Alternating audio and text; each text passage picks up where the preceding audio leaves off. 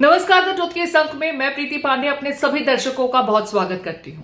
दिल्ली में चुनाव जैसे जैसे नजदीक आ रहे हैं वैसे वैसे तमाम पॉलिटिकल पार्टीज जनता को रिझाने की, उनका वोट अपनी पार्टी के नाम करने की जुगत में लगी हुई है। बड़े बड़े वायदे किए जा रहे हैं। हर एक पार्टी ये चाहती है कि जनता ये मान ले, ये यकीन कर ले कि उनसे ज्यादा बेहतर उनके हित में, उनके हक में सोचने वाला कोई दूसरा नहीं है। अरविंद केजरीवाल आम आदमी पार्टी के संयोजक इसी कड़ी में आज एक बार फिर जनता से मुखातिब हुए। अपने वीडियो संदेश के जरिए उन्होंने दिल्ली की जनता को यह कन्विंस करने की कोशिश की कि मध्यम वर्ग के लिए उनसे ज्यादा कोई और नहीं सोचता। उन्होंने बहुत सी बातें की जनता को यह समझाने बताने की कि वो चाहते हैं कि दिल्ली का मध्यम वर्ग का वोटर, जिसे हमेशा उपेक्षा का शिकार होना पड़ता है, वो उनके लिए भी कल्याणकारी नीतियों के तहत आगे बढ़ रहे हैं। जरा सुनिए अरविंद केजरीवाल ने मध्यम वर्ग को रिझाने के लिए क्या कुछ तमाम बातें कही अपने इस 7 सूत्री मुद्दे के तहत। आज मैं केंद्र सरकार से 7 डिमांड कर रहा हूं, 7 पॉइंट डिमांड्स मिडिल क्लास की तरफ से। पहला, शिक्षा का बजट 2% से बढ़ा के 10% किया जाए। प्राइवेट स्कूलों की फीस पे लगाम लगाई जाए पूरे देश में। दूसरा, उच्च शिक्षा के लिए, हायर एजुकेशन के लिए सब्सिडी और स्कॉलरशिप्स दी जाएं। तीसरा, हेल्थ का बजट भी बढ़ा के 10% किया जाए और हेल्थ इंश्योरेंस से टैक्स हटाया जाए। चौथा, इनकम टैक्स की छूट की सीमा को 7 लाख से बढ़ा के कम से कम 10 लाख किया जाए। पांचवा, एसेंशियल कमोडिटीज के ऊपर, आवश्यक वस्तुओं के ऊपर से जीएसटी खत्म किया जाए। छठा, सीनियर सिटीजन्स के लिए मजबूत रिटायरमेंट प्लान और पेंशन की योजनाएं बनाई जाएं और देश भर में सभी सरकारी और प्राइवेट अस्पतालों में सीनियर सिटीजन्स को मुफ्त और अच्छा इलाज दिया जाए। और सातवां, बुजुर्गों को पहले रेलवे में 50% कंसेशन मिलता था जो बंद कर दिया गया, उसे दोबारा चालू किया जाए। ये है हमारा मिडिल क्लास का मैनिफेस्टो। अगर आप हमारे मिडिल क्लास मैनिफेस्टो से सहमत हैं तो हमारी वेबसाइट middleclassmanifesto.com पर साइन करें और आप अपनी भी आवाज केंद्र सरकार तक पहुंचाएं।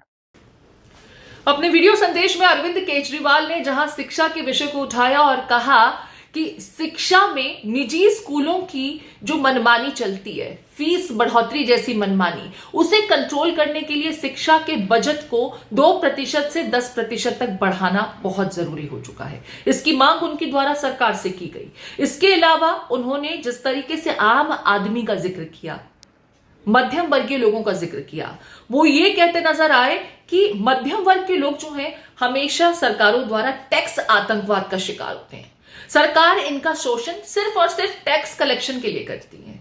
कम से कम भी कोई एक मध्यम वर्गीय व्यक्ति अपनी नौकरी के दरमियान 1 करोड़ से 1.5 करोड़ का टैक्स तो अपने जीवन भर में देते ही हैं, अदा करते ही हैं।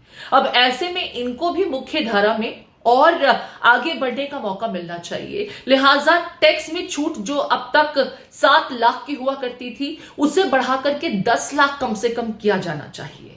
तो ये वो तमाम विषय हैं जिसको लेकर के अरविंद केजरीवाल आज दिल्ली की मिडिल क्लास के लोगों को टारगेट करते हुए एक वीडियो संदेश के जरिए आगे आए। सुन लीजिए। आखिर ये मिडिल क्लास कौन है? टीचर हैं, डॉक्टर हैं, आईटी प्रोफेशनल्स हैं, इंजीनियर्स हैं, अकाउंटेंट हैं, बैंकर हैं, दुकानदार हैं, लॉयर्स हैं। इन जैसे हजारों सामान्य लोग जो मिलके हमारा देश चलाते हैं, ये मिडिल क्लास है। और इन सब के मतलब मिडिल क्लास के क्या सपने होते हैं? उनके कोई बहुत बड़े सपने नहीं है। वो अपने लिए एक अच्छी नौकरी या बिजनेस चाहते हैं, एक अपना घर चाहते हैं, बच्चों के लिए अच्छी शिक्षा चाहते हैं। ये सब चाहते हैं कि उनका परिवार हमेशा स्वस्थ रहे, सुरक्षित रहे। इन सब को पूरा करने के लिए एक आम आदमी, एक मिडिल क्लास का आदमी अपनी पूरी जिंदगी दिन रात मेहनत करता है और बस यही उम्मीद करता है कि उसे सरकार से कुछ थोड़ी सी मदद मिल जाए। लेकिन सच क्या है? आज अधिकतर सरकारें ना उनके लिए अच्छे स्कूल बना रही है, ना उनके लिए अच्छे अस्पताल बना रही है, ना उनको रोजगार दे पा रही है और ना उन्हें सुरक्षा दे पा रही है, ना क्राइम को कंट्रोल कर पा रही है। सच्चाई है कि इस वर्ग को सबसे ज्यादा हमारे देश में परेशान किया जाता है और कोई देश नहीं है जहां मिडिल क्लास को इतना परेशान किया जाता हो। आपको पता है, अगर एक मिडिल क्लास परिवार साल में 10-12 लाख रुपए कमाता है तो income tax, GST, toll tax, education cess, sales tax, property tax, corporate tax, service tax, registration tax, capital gain tax वगैरह वगैरह वगैरह, ये सारे टैक्स मिला के एक मिडिल क्लास की 50% से ज्यादा आमदनी केवल और केवल सरकार को टैक्स देने में चली जाती है। अब तो दूध पे भी टैक्स लगता है, दही पे भी टैक्स लगता है, पॉपकॉर्न पे भी टैक्स लगता है, यहां तक कि पूजा के सामान पे भी टैक्स भरना पड़ता है।